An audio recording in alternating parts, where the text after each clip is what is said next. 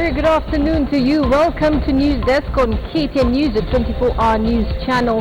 My name is Najma Ismail. Let us take a look at some of the highlights making headlines this hour. Appellate judges continue with the TSC appeal against teachers' pay hike. Calls for Waiguru's resignation over stolen NYS millions continues. And Somalia's path to recovery as police undergo training.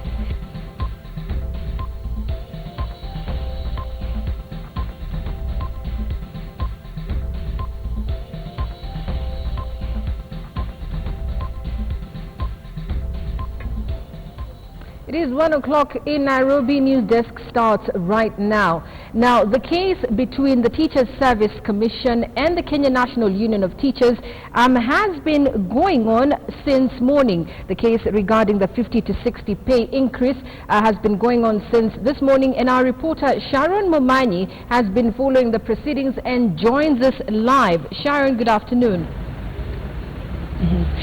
Good afternoon, Najma. Now, yes, the appeal case was taking place at the Court of Appeal here at the Supreme Court this morning, and it's just adjourned now. So what happened during the hearing, Najma, is that the TSC's counsel was making their submissions seeking to overthrow that ruling that was made by the Employment and Labor Relations Court, a ruling that was made on June 30th that directed that teachers' salaries be increased by 50 to 60%. Now, it is a ruling that the TSC immediately challenged in the Court of Appeal, saying that the government, the country cannot afford to implement this order because it does not have that kind of money, saying that it would to implement this ruling would need the country to commit 118 billion shillings, which TSC has maintained it does not have. So in their submissions with TSC's counsel Fred Ngatia and the Attorney General Gideon Muigai, who was actually representing himself, saying that first of all, in their submission, saying that TSC does not have funds independently, but when that ruling was made, they would have to get the money from the treasury, because TSC, being the teacher's employer, still has to get the money from the country, saying that immediately that ruling was made, they sent a letter to the treasury, making known to the treasury the kind of directive they got from the court, and the treasury immediately responded saying that they were not able to commit to this ruling because they do not have that kind of money. And so this is the kind of case and argument that the TSC's counsel had today, saying that TSC could not independently, obey this ruling because they do not have money on their own. And further, the Teachers Council also say, the Teachers Service Commission's Council also saying that the court was not did not have the jurisdiction to really make that kind of a ruling, saying that first, the court cannot give an award that would commit public tax, saying that it is Parliament that has that constitutional jurisdiction and function, in fact, of committing public tax. So those were the kind of submissions that were made today, some solid submissions, Najma, but the teachers unions through their councils were not able to make their responses today, and the case was adjourned till tomorrow morning, where the teachers will be able to respond to the submissions that were made today. But quite some solid submissions.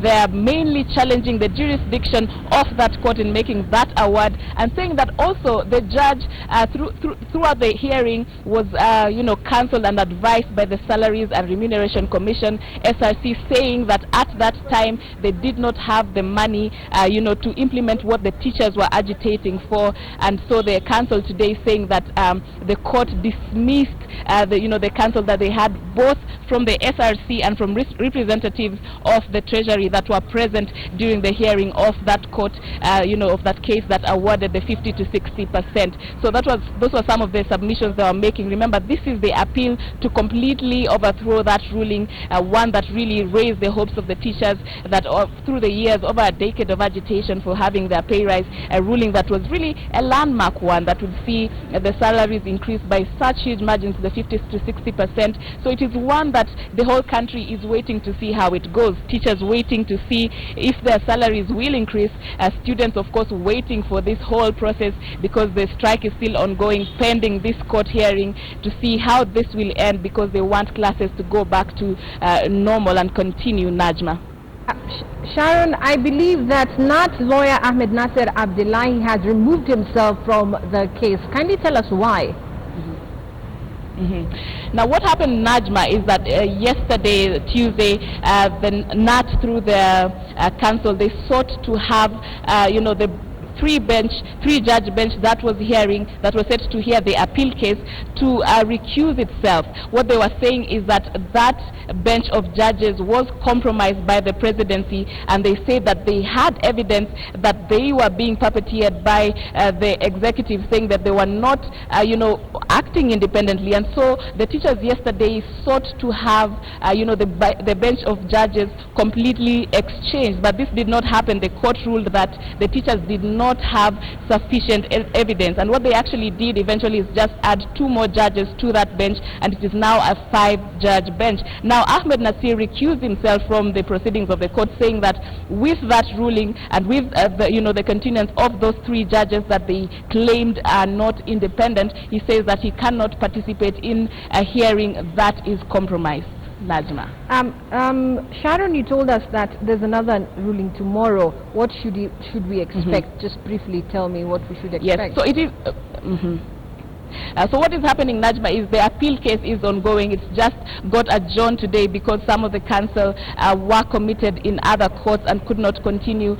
So it continues tomorrow. What happened today was just the submissions by the applicants, that is the TSC and the Attorney General. So the teachers did not get a chance to give their response to the submissions, and this is what will continue tomorrow. So just part of the appeal case is continuing tomorrow, and of course hoping that the ruling will be made tomorrow or soon, because it is a crucial case that holds really a lot is pegged on it, chief of which is the teacher strike that is ongoing. Najma. Thank you very much, Sharon Momanyi, keeping an eye on that story for us. It is indeed a wait-and-see situation. The teachers are waiting to see if they will be awarded their salary increment. The students, on the other part, are waiting to see if the teachers will go back to class. Moving on now, Machakos Senator Johnston Muthama is currently recording statement at the National Cohesion and Integration Commission headquarters. Now, this follows NCIS declaration that they were investigating Muthama for possible hate speech during the CORD rally in Uhurpa grounds in Nairobi. Now, CORD leader Raila Odinga last weekend accompanied Muthama to record a statement at the Directorate of Criminal Investigations headquarters on claims that he defamed President Uhuru Kenyatta at a rally on Wednesday. Now, with his lawyers, John Khaminwa and Harun Dubi, the senator maintained he committed no offense during the rally that has caused a storm, with some calling for his arrest. Let's now turn to another developing story right here in Kenya, and it is about the preparations for El Nino rains that are expected to hit parts of the region in the next month or so. But one village cannot live without the thought of another episode of torrential rains. Masi Kandie explains why. The beautiful Elgeyo escarpment of Tingwa Hills has an ugly side known only too well by residents here. The terrain is notorious with landslides. The worst ever was brought about by the El Nino rains of 1997. Jelagat Kibet was there that fateful day and remembers how the earth moved, causing destruction. Mvua ilinyesha kabisa, poromoko ya ardhi ikatokea, tukatatisika, manyumba yakachukuliwa. Hata manyumba yenyewe mahali popote palikuwa maji. Hakuna mahali pa kupikia, hakuna mahali pa kulala, watoto hawakai vizuri. Tuliambiwa ya kwamba mkae hapa hali mkingoja permanent solution. Lakini kutoka siku hiyo mpaka wa leo hatujapata solution ya permanent, kwa maana tunaishi temporary tena katika hali ambayo mnaona tunaishi hapa sasa. Jelagat is among the over 500 residents at the El Nino campsite center in Keyo South, but this settlement was meant to be temporary. It's been too long a stay here that is now a village with a new name, a name that brought them here, El Nino Village. Tulipohama hapa kwa sababu El Nino ndio ilituhamisha tukuja hapa, sasa ndio hiyo jina El Nino ndio ikapatiwa hapa. Ndio sasa inaitwa El Nino kwa sababu watu wa El Nino, watu ambao walihamishwa na El Nino walikuja kuishi hapa, lakini zamani ilikuwa inaitwa Kimoroni. Inside the El Nino campsite hotel, residents deliberate over the recent announcement by the meteorological department that El Nino rains set to pound the country beginning October. Fears from memories of a community that says theirs is to wait as they seek alternatives to the catastrophe. Hatuna raha hata kidogo. Hata sasa tukiwa hapa tuna wasiwasi mwingi sana, kwa sababu hatujui pale ilikuwa msitu na hapa tumeishi katika msitu. Hatujui kama hii itangolewa pia itumalize hapa ama tutabaki. Some have decided to move. The little rains experienced here is already creating cracks on the grounds. Hata mnaona bado siko manguo zake, siko vitu, hata hajamaliza zote kusibeba. Na wale amehamia pale ni shamba tu, ameomba tu mtu ausiwe point moja aishi katika nyanda za sehemu za chini za usalama. For many others, El Nino village is the only home their children know, one that will change if only the government relocates them. Karibu miaka 20. Watoto ambao tumewazaa wamekuwa wakubwa, wamekuwa wazee, wametaka mahitaji kama sisi pia.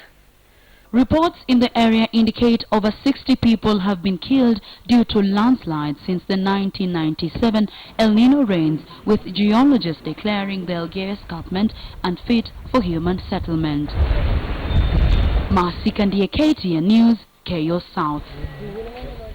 Now, Bomet Governor Isaac Ruto has added his voice to the demands by a section of United Republican Party URP members of Parliament that are demanding for Devolution Cabinet Secretary Anne Waiguru to step aside over allegations of corruption in her docket.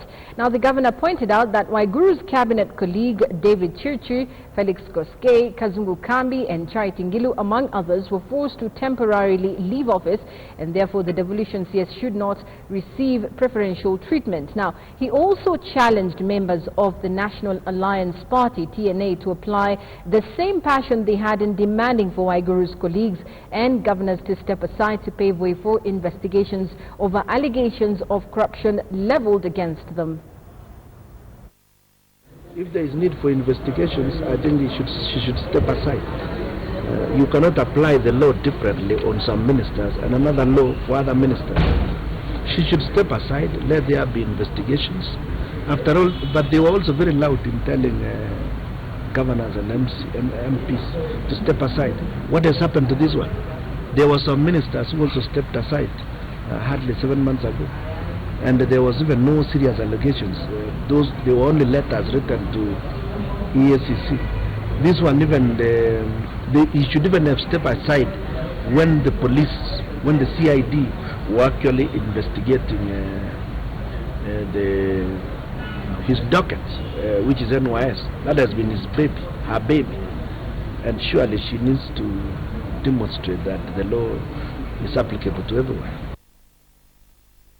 To Burundi now, just months after turmoil broke out in Burundi following President Pierre Nkurunziza's decision to vie for a third term in office, the escalating violence is now biting hard at the country's economy and unemployment rates are scaling rapidly. Now, as political instability lingers in, many young people say the future looks bleak as the rate of unemployment continues to soar and irregular inflation rates continue to make life at the East African country more unbearable. Timothy Otieno reports. This greenhouse, located at the heart of Burundi's capital Bujumbura, belongs to 34-year-old Teddy Muhire.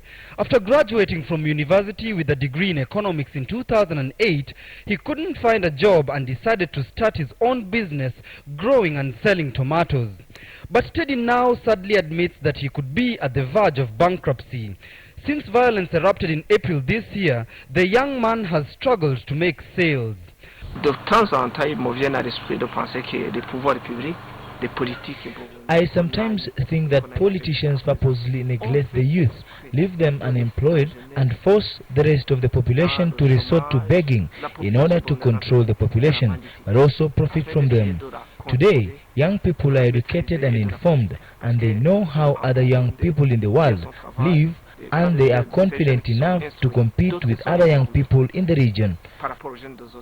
They have access to information, and they are aware of world events, but unfortunately, when you have young people who are hungry and unemployed, it's hard for them to take charge for their lives because they are not independent. Burundi has been mad in turmoil and sporadic violence since President Pierre Nkurunziza announced his bid for another 5-year term in April. He was sworn in on August the 20th after winning an election boycotted by his opponents. But the violence hasn't stopped since. The riots are weighing heavy on the country's economy, with inflation rates soaring over time. Economic analysts fear a worsening economic situation for the country that may see more people jobless and the economy dwindle to severely low levels. Young people need to be more independent and more entrepreneurial. Maybe what they will struggle with is getting startup capital, but that's another issue. I think that people should work for themselves and create their own companies and stop relying on others to hire them. Aniset Ndaishimie's story, perhaps a representation of the sad state of the country's economy. He has 2 university degrees to his name, but spends most of his days on the internet browsing for job applications. It is a government that has to take lead for all these young people. A young person with no job can become dangerous to society and grow up to cause even more unrest in the society. The World Bank puts Burundi's unemployment rate at 11%, but with investors and business people remaining cautious due to the political tension, there isn't much recruitment going on. Already, the European Union and the United States, the country's 2 biggest donors, have promised to impose sanctions if President Nkurunziza does not bring an end to the ongoing violence that has plagued the nation. Timothy Otieno, KTN News. From Burundi to Somalia now, a consultative workshop aimed at developing a new policing model for the Somali Police Force SPF concluded in Mogadishu on Tuesday the 29th of September. Discussions focused on policing models in the federal, state and legal frameworks that would support them, structures and mechanisms for operations and integration enablers that would also pave way for a new integrated policing model for Somalia as well as the leadership of the Somali Police Force. Take a look. Representatives of the interim regional administrations, the United Nations Police and the African Union Mission in Somalia attended the 3-day consultative workshop organized through the support of the United Nations Assistance Mission in Somalia. Discussions in the workshop were aimed to result in an effective force ready to confront the policing realities facing Somalia. In his remarks, the Commissioner of the Somali Police Force, Major General Mohammed Sheikh Hamoud, said if adopted, the new policing model will enhance national and regional peace. Our main concern is the stability of Somalia is part of the stability of the East Africa. And the stability of East Africa is part of the stability of the whole Africa and the whole world. Now, the world is having only one enemy, that is the terrorist. So while we are dealing with our own domestic problems, we are also sharing with our international partners and the neighboring countries the same fighting terrorists. So that's why we want to have a one police, coordinated, integrated, under one commandership, but have 2 levels of federal level and regional level. According to Mr. Hans Wanderstein, the senior police advisor to the United Nations Assistance Mission in Somalia, the workshop sought technical advice from the Somali police on a model that would be most appropriate to the Somalia situation. It's an historic step because, first of all, we bring together people from all over Somalia. It's not that easy, so we bring them together And what is important is that is the first step to come to a final new policing model for Somalia, so that the police will be able to serve and to protect, and we will be able to be a professional force for the Somali citizen and the Somali society. Recommendations from the workshop will be forwarded to the political leadership for approval before it is adopted by the federal government of Somalia. Michelle.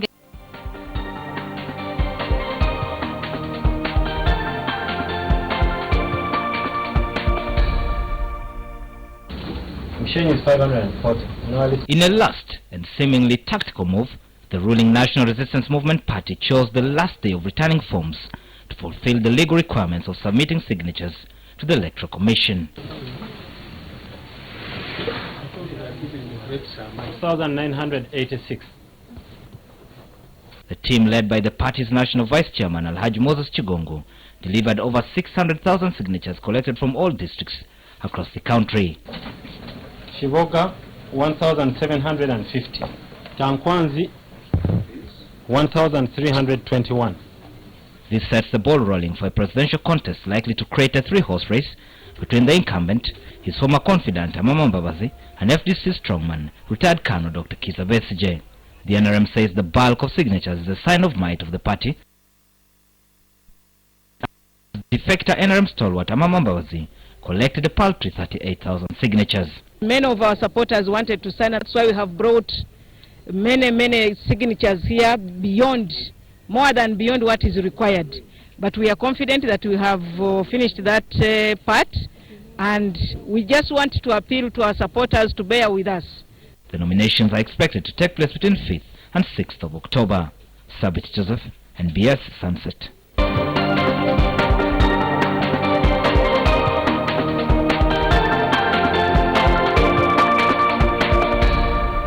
Well, that's it on News Desk on KTN Home, but let's cross to the other side. KTN News, where we'll be giving you the second part of this bulletin.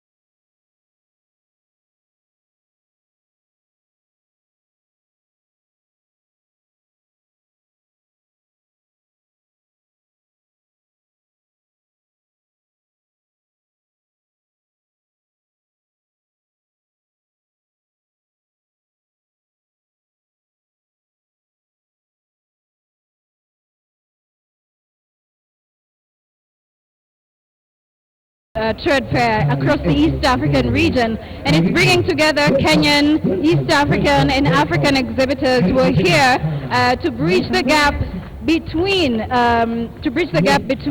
the business companies and the consumers or clientele. And we are now just about to be joined by the Nairobi County Governor, who is Dr. Kidero. Thank you so much for joining us. Our pleasure, and it's a great day to be here. All right, tell us about the Nairobi International Trade Fair. What is the focus? What is the theme? You know, it used to be an agricultural show, but now is an international trade fair. And from the briefing, I've seen it fairly successful this year because we have a lot more exhibitors than we had. We had 420 last year. This time it's gone up by over 20%, so because we have more than 500. And last year we only had 12 foreign exhibitors, and this time we have 18. And the variety is great. As you know, our focus is job creation and development of industries. I've seen that a lot of our produce is being processed so that there is value addition, which of course enhances the income for our people. And the focus this year is on enhancing technology in agriculture for national growth. Tell us a bit about that.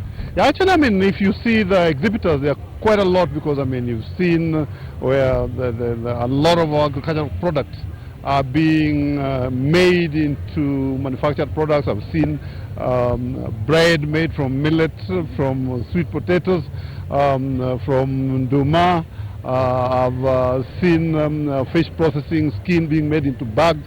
And I think, I mean, we're on the right path. And what is more important is a lot of information which is being given. And information is power. And what's going to make a difference for us in future is the implementation and application of this information. Why is there a major focus on agriculture this year? Because primarily Kenya is an agricultural country. Up to 40% of our economy is agricultural based. So if is the easiest place to start to expand our economic productivity base. You did talk about foreign exhibitors. Where exactly, which parts of the world are they coming from? We have foreign exhibitors from Africa, from Europe, and also I've met people who are already scouting for next year, because I met the Egyptians, we saw people from Zambia, from Malawi. So I believe that this year has been successful, it's great, but next year will be even better. All right. And of course everybody would like to know, at the end of it all, what do you expect to have achieved? I think we are making, as I was mentioning, that information is important. We are making ourselves known, not only to ourselves, but to the world. I've met small-scale business people from Kariako, and they are doing brochures which they are giving out to the people who are passing through their stand. And through this, we are able to create market access and buyer-to-seller contacts. Well, thank you so much, Governor. We do appreciate the information relayed to us, and welcome to the Nairobi International Trade. Thank you very much, and have a great day.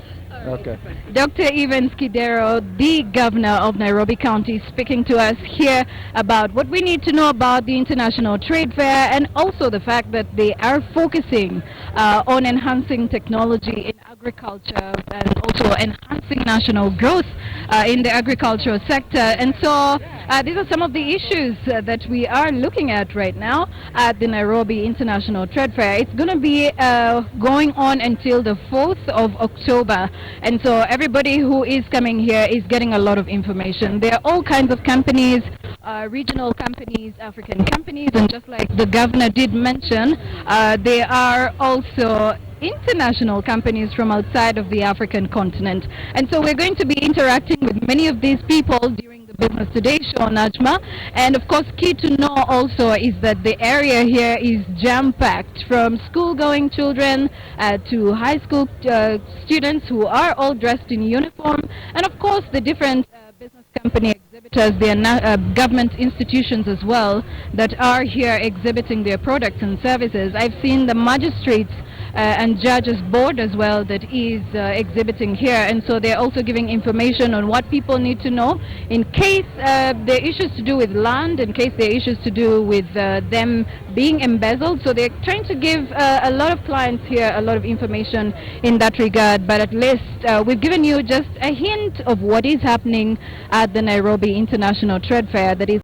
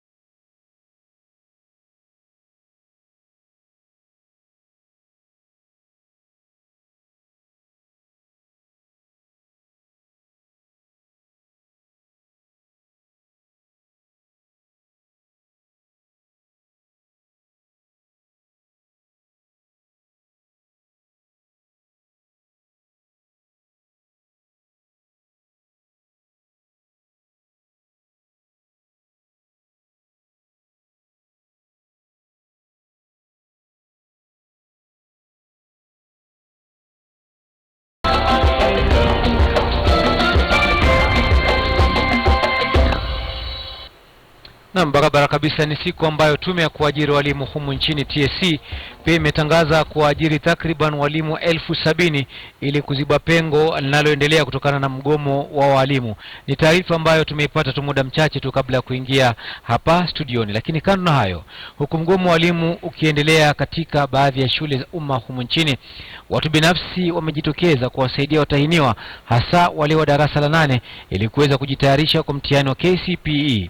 Jamaa mmoja katika kaunti ya Nyeri ambaye hajahitimu kazi ya ualimu ameelekea katika shule aliyokuwa akisomea na kuwafunza wanafunzi wa darasa la 8.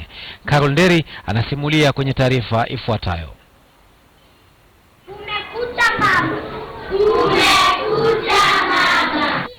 Kadri muda unavyozidi kuyoyoma, wanafunzi wa darasa la 8 sasa wanahesabu siku kabla ya mtihani wa KCPE kuanza. Katika shule ya msingi ya DEB Muslim mjini Nyeri, wanafunzi wa darasa la 8 wamo darasani. Japokuwa hapa mafunzo yanaendelea, tunaarifiwa kuwa huyu si mwalimu bali ni mwanabiashara aliyejitolea kuwanusuru watahiniwa. Huja tu hapa anapo nafasika.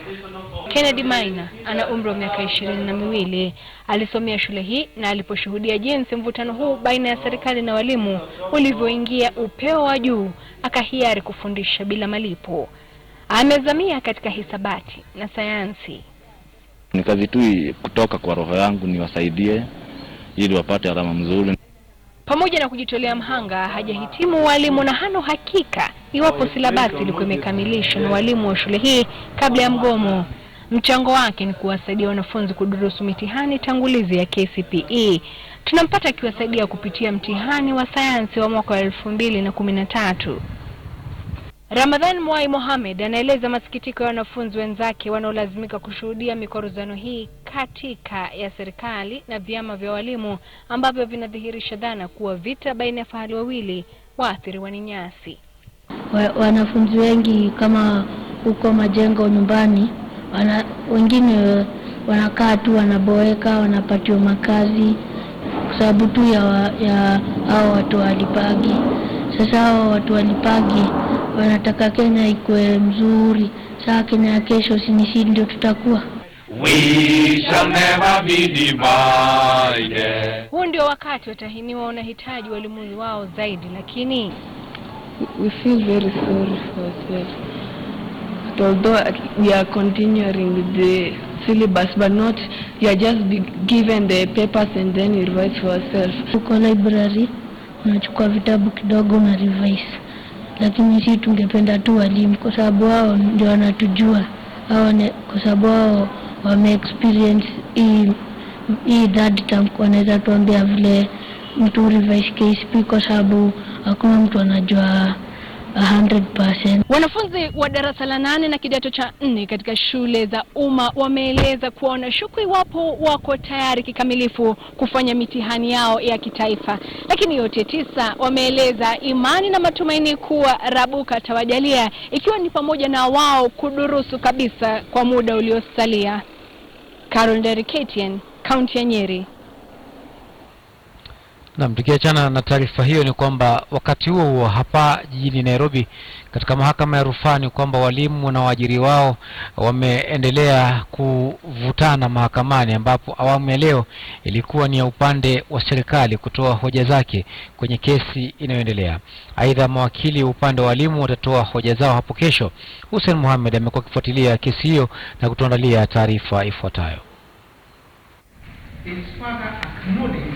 Rufaa ya kesi ya nyongeza ya walimu ya 50% hadi 60 ilisikizwa mapema hii leo, upande wa serikali ukiwakilishwa na mwanasheria mkuu aliyesema kuwa kauli iliyotolewa na jaji wa mahakama ya wafanyakazi Jaji Dumanderi haikufuata itifaki, ikiwemo wasia kutoka kamati ya SRC.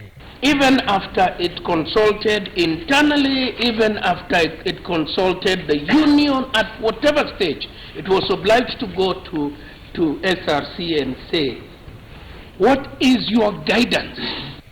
Mawakili wa tume ya huduma kwa walimu ambao ndio waajiri wa walimu TSC, Fred Ngatia na Geoffrey Obura, aidha walisema ushahidi uliotolewa na Wizara ya Fedha katika mahakama ya wafanyakazi haikutiliwa maanani. It is not a committee established under the Teachers Service Commission Act, which is a consultative committee just for internal management within the commission. And it cannot be, because then it will be violating the Convention 98, which talks of voluntary negotiations without government interference of imposing their own committees. It has been made in every public forum that TSC has refused to pay. My lords, the letter is beyond any argument. TSC did whatever it could to bring this matter. It's a financial matter, to bring it to the attention of National Treasury, and there's nothing further that TSC could have done. Sasa mawakili hao wanataka kutupiliwa mbali kwa kauli iliyotolewa na mahakama ya wafanyakazi. Our very humble submission, even if it were considered, and it is not, that the judge as conciliator could give an award, the Republic contends that he would have had, in addition to the wages guidelines referred to by my learned friend, he would have been compelled to take into account the expert testimony of the Treasury, which is in charge of the budget of the Republic of Kenya. Hapo kesho upande wa walimu watarajiwa kutoa utetezi wao katika kesi hii, ambao wengi wanasema utabadili mustakabali wa elimu katika taifa hili la Kenya, huku watainiwa wakiendelea kusubiri kufanya mitihani yao. Hussein Mohamed, KTN Leo, Nairobi. Naye Seneta Machakos Johnson Mudhama ameyapinga madai ya kutoa matamshi ya uchochezi na kusema kwamba aliyewasilisha malalamishi hayo hakutathmini vilivyo usemi wake. Hii ni kwa mujibu wa taarifa kwa wanahabari iliyosomwa na Seneta wa Bungoma Moses Wetangula aliyeandamana na Mudhama. Hata hivyo, NCIC imesema kwamba haitegemei malalamishi kutoka kwa mtu binafsi ili kutekeleza majukumu yake. Mudhama anakabiliwa na shutuma za kutoa matamshi ya uchochezi wakati wa mkutano wa kisiasa wa CORD katika bustani ya Uhuru hapa jijini Nairobi. Baada ya kukaa kitako kwa zaidi ya saa 3 na makamishna wa tume ya uwiano na maridhiano NCIC, Mudhama alitoka akiwa ameandamana na baadhi ya vigogo wa CORD na mawakili wao. A parallel program on the same matter is ongoing at the Directorate of Criminal Investigations Department. The results of the same will have to be awaited for any further engagement.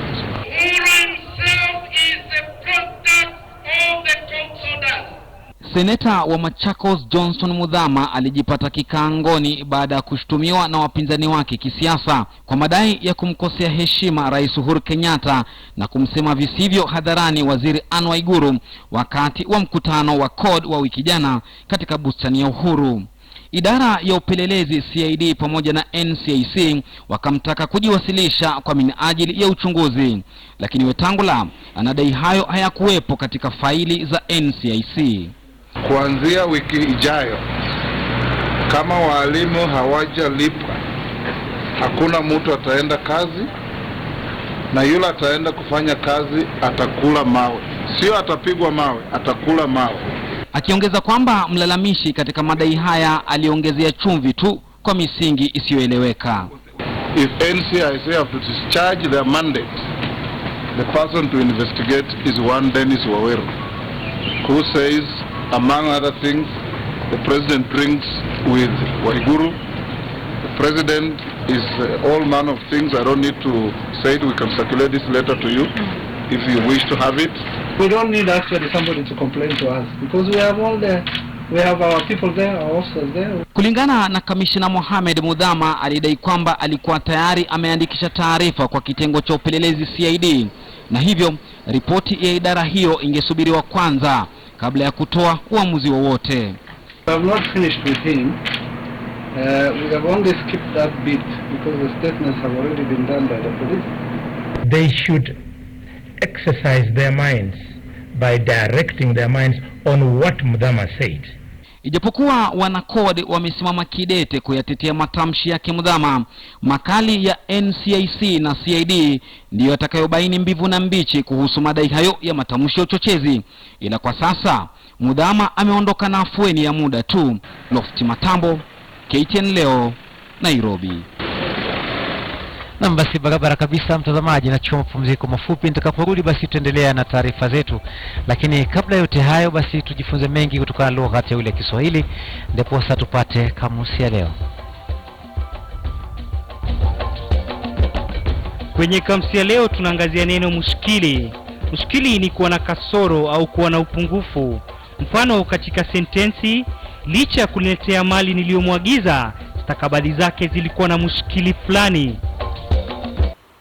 Naam, karibu tena. Baraza la magavana humu nchini limeshtumu serikali ya kitaifa kwa kuwachezea shere wa Kenya kwenye masala yanayofungamana na mvua kubwa ya El Nino. Wakizungumza kupitia usimamizi wa masala ya mazingira katika kaunti, wakuu hao wa kaunti sasa wanaitaka Wizara ya Fedha kutoa bilioni 14.4 ili kujiandaa kwa mvua hiyo ya El Nino.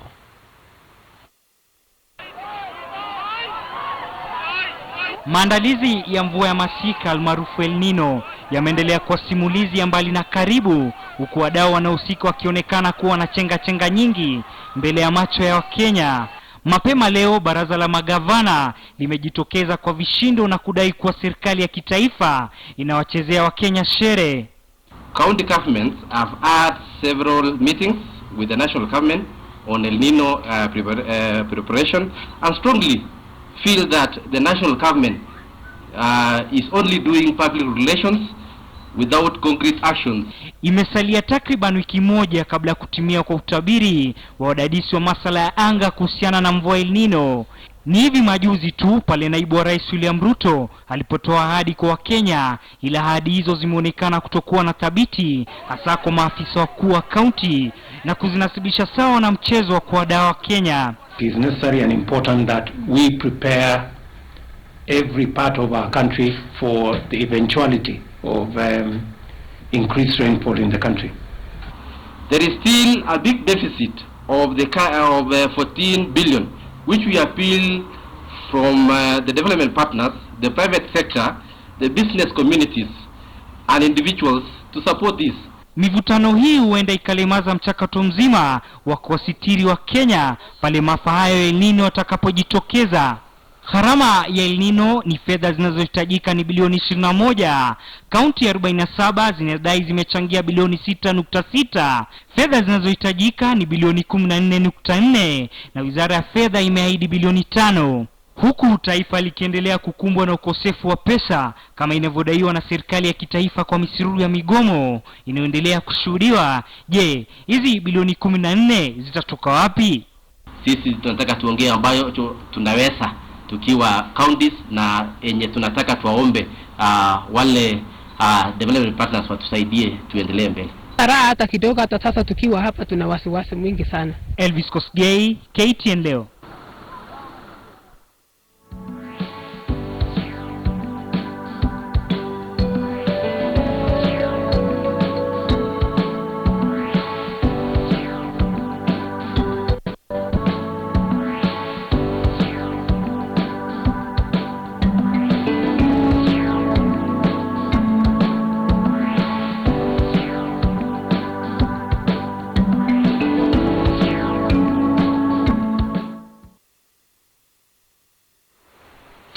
Naam, karibu tena kwenye safu ya KTN Leo michezo. Baada ya kukamilika kwa mkondo wa pili wa msururu wa taifa wa raga wachezaji 7 kila upande mjini Kisumu, timu zitapata muda wa wiki 2 wa kufanya mazoezi kabla ya kufanyika kwa mkondo wa 3 huko mjini Mombasa. Mashindano ya Mombasa maarufu kama Driftwood Sevens yatafanyika katika uwanja wa Mbaraki wala sio katika uwanja wa Mombasa Sports Club kama ilivyo desturi yake. Washindi wa mkondo wa Kisumu Nakuru Top Fry watawasili mjini Mombasa wakiwa tayari kuchuana na timu ya Mwamba, Kabra Sugar na vile vile Comras, wote wakiwa kwenye kundi A. Kundi B litajumuisha washindi wa mkondo wa Crystals, Kenya Harlequins, Total Nondis, Western Bulls na Catholic Monks. Mabingwa watetezi wa mkondo wa Driftwood Homeboys wako kwenye kundi cha ambako watachuana na Strathmore Leos, Black Blood na Kisumu RFC. Wachezaji wengi walio na uzoefu wanauguza majeraha na watakosa kushiriki mashindano ya juma hili ya Safari Sevens.